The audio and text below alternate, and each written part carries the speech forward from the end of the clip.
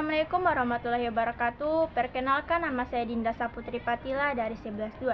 Di sini saya akan membahas materi bab 1, yaitu tentang kolonialisme dan imperialisme bangsa Eropa di Indonesia.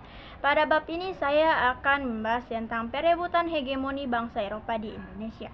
Yang pertama yaitu masuknya bangsa Portugis di Indonesia. Bangsa Portugis masuk ke Nusantara di bawah Afonso pada tahun 1453 sampai 1515.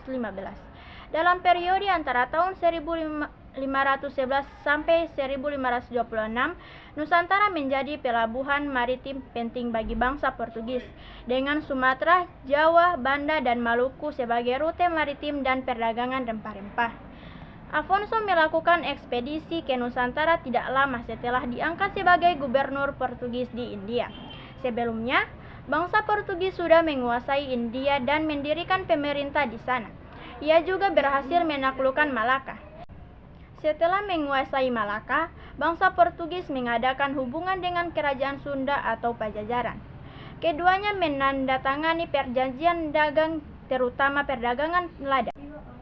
Perjanjian dagang tersebut kemudian diwujudkan pada tahun 1522 dalam bentuk dokumen kontrak berupa prasasti yang dikenal dengan Padrao Sunda Kelapa. Padrao ini diletakkan di atas tanah yang dituju sebagai tempat untuk membangun benteng dan gudang bagi orang Portugis. Jalan Cengke dan Jalan Kali Besar Timur, 1 Jakarta Barat. Persekutuan bangsa Portugis Pajajaran kemudian mencemaskan Kesultanan Demak pada tahun 1475 sampai 1548. Khawatir akan pendudukan Jawa oleh bangsa Portugis, Demak menyerang Sunda Kelapa pada tahun 1526. Pada tahun 1527, Demak berhasil mengusir bangsa Portugis dari Sunda Kelapa. Selanjutnya, bangsa Portugis melakukan ekspedisi ke Maluku pada tahun 1512. Ekspedisi ini dipimpin oleh utusan Albuquerque yang bernama Antonio de Abreu dan Francisco Serrao. Mereka membuang jangkar di Kepulauan Banda, Kepulauan Penyu, dan Ternate. Di Ambon, bangsa Portugis diberi izin mendirikan benteng di Picaoli, Negeri Hitulama, serta Mamala.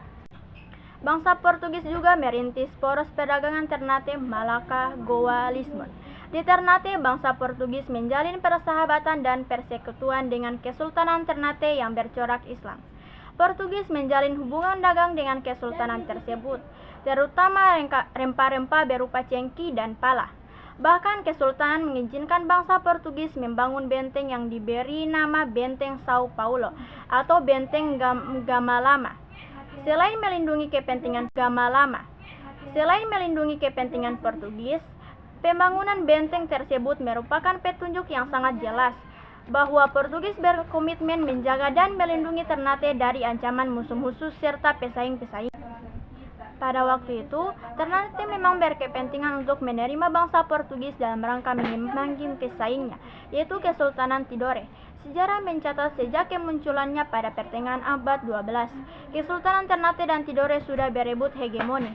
Ternate meluaskan pengaruh ke Halmahera Utara, Kepulauan Lease, Ambon, Suru, Sula, dan Seram. Sementara itu, Tidore melakukan ekspansi ke Halmahera Tengah, Seram Timur, serta kawasan Raja Ampat di Papua. Persaingan ini membuat mereka memilih mitra koalisi asing yang berbeda. Ternate merangkul bangsa Portugis pada tahun 1512, sedangkan Tidore bersekutu dengan Spanyol 10 tahun kemudian.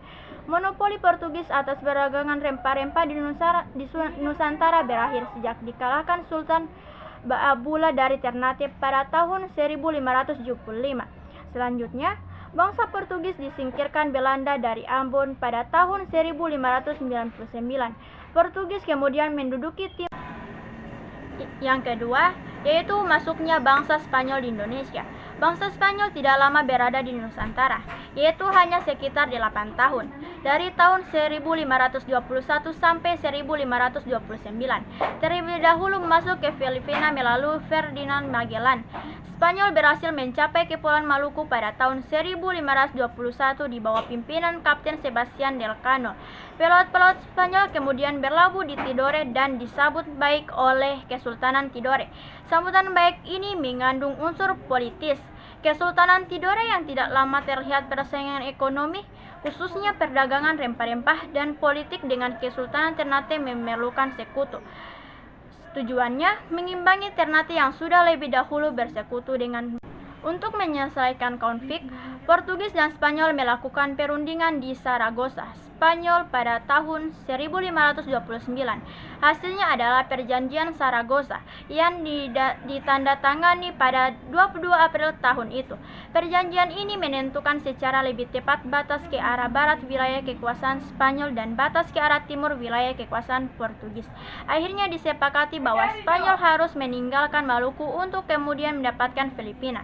Adapun Portugal tetap berkuasa di Kepulauan Maluku. Perjanjian ini mempertegas Perjanjian Tordesillas yang ditandatangani. Sekian penjelasan dari saya. Wassalamualaikum warahmatullahi wabarakatuh. A few moments later.